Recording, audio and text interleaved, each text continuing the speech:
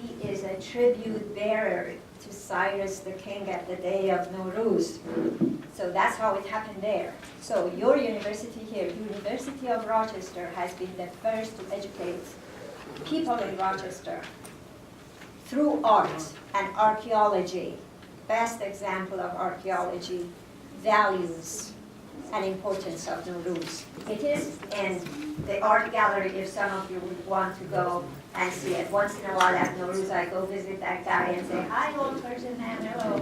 And it just warms my heart that I can see him here and not listen. So he has made it so far, his work of it. Anyways, this is what we were saying about the values now. How do you prepare? We prepare based on the three principles of Zoroastrian faith who started this whole tradition. It's going to be Nowruz. So you're preparing to say good words, do good deeds, and think of nice things. What would you do? First we start, of course, with cleaning. Spring cleaning of everything. The streets, people with buckets of water even, right, in front of their houses and way out to the next house, to the neighbor's house. You clean your perimeters as far as you can go. Make sure everything is squeaky clean.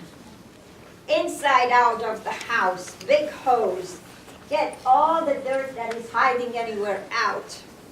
If you have a broken little vase that looks sad, it's time to dump it out and get a new one, even if it's not as precious. My mother always said, holding on to valuable broken things, it's a depressive thing. Later on, I read about it. I found out it was connected to some history of Nowruz, and it was a tradition to get rid of the old, overused stuff, replaced with new as a symbol of newness. As the new year comes, you renew things. We also do spiritual and personal, mental cleaning. That to me is more important.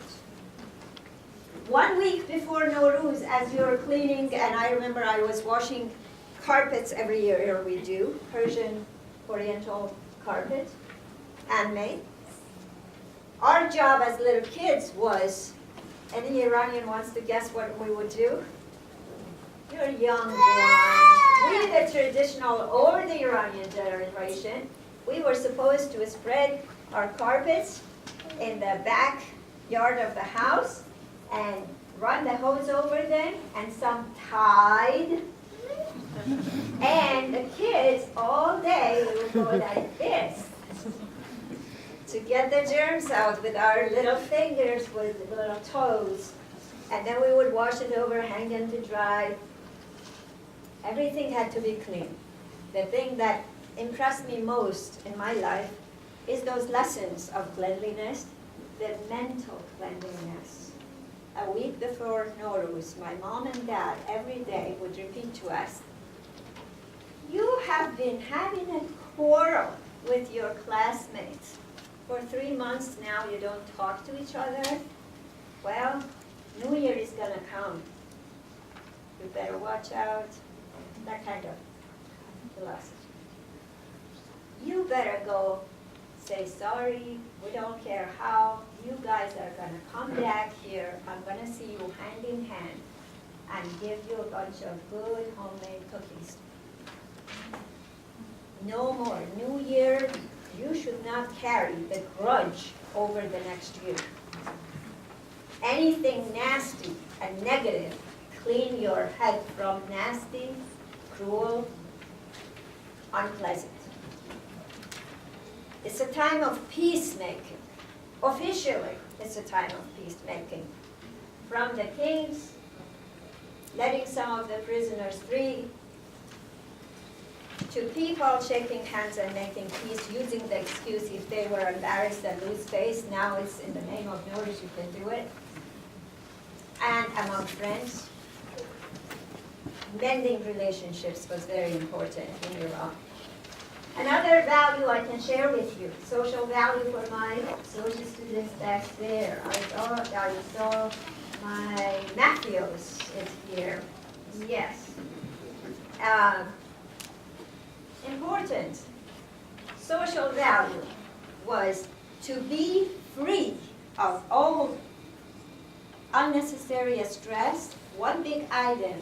You tell me what is so stressful. Nowadays, nobody thinks it's stressful. Actually, our president enjoys it and says it's wonderful to be that way. But we're in a different times. In Iran, they told us to be free of debt. Try to make your balance sheet of your finances balanced by Nowruz. Can you imagine if all of us just paid off our credit cards? What will we drive? Where will we live? But it was an idea to be debt-free. They said debt is a burden on the mind that slows the mind down. And it's depressing to live in debt. Live within your means and let debts go. So, I have talked about who celebrates it and how, a little bit glimpse of how they celebrate it. We're going to go to give you a glimpse of 2 ways, short clips, of how it's celebrated these days in Iran after the Islamic Republic has made some difficulties for women to come out and perform as they used to under Shah. But Nowruz stays there. In Kermanshah, another region of Iran, one of a gentleman, one of the musicians that has become, since this event, one of my best friends, Vandad Masakhzadeh, he collected groups of local people in this town and went to the government and said, these guys are going to play their tribal and ethnic songs for Nowruz. And all the women are going to be all covered, no bad words in the lyrics. It's all about pride in their nation, in spring, in natural and beauty. Can we do it? And they got the permission. And by Nowruz time, the whole village and town came to the big hall and watched this. This is Kuban band.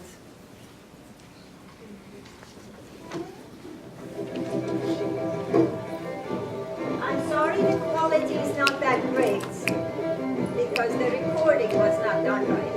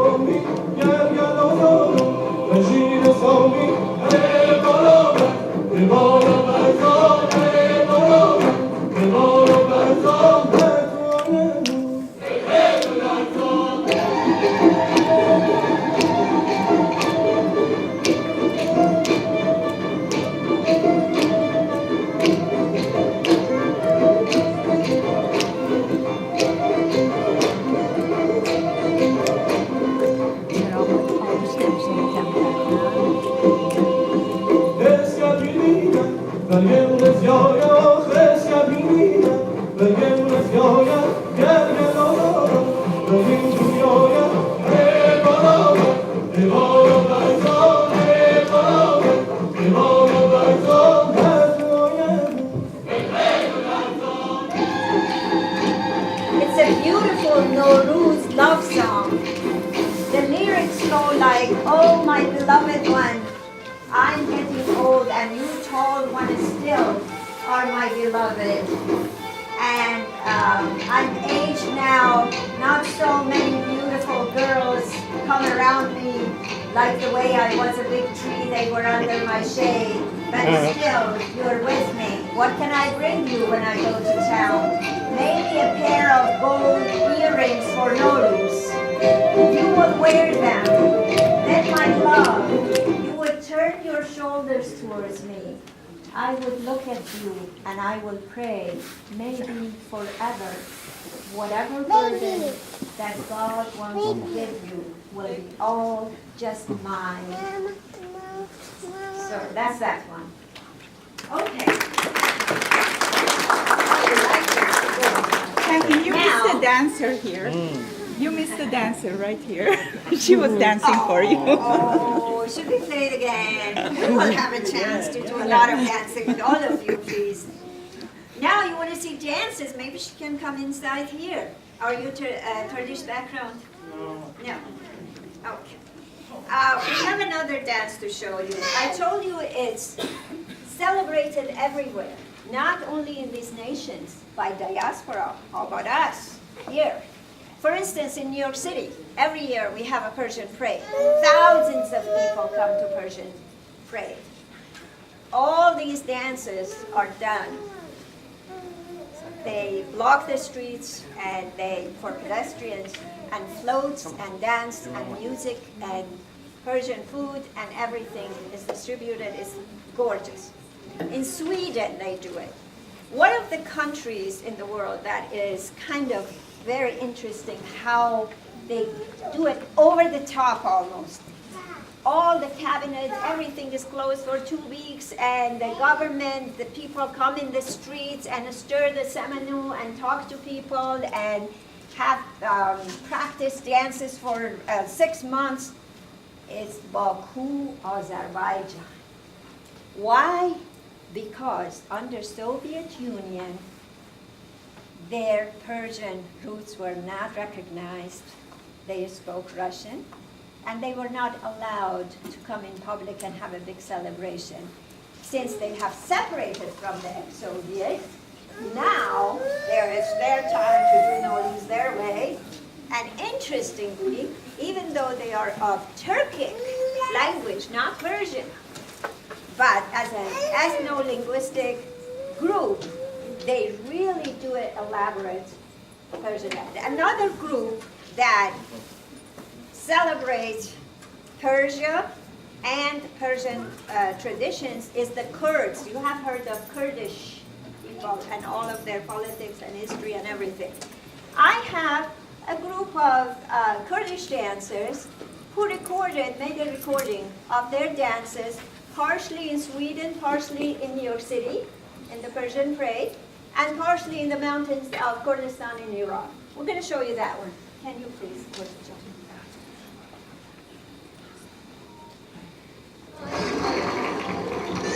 Let's dance. Mom and Dad can come and help. Anybody feels like dancing, get here. No? Okay. You want me to do it? Hey, one of you.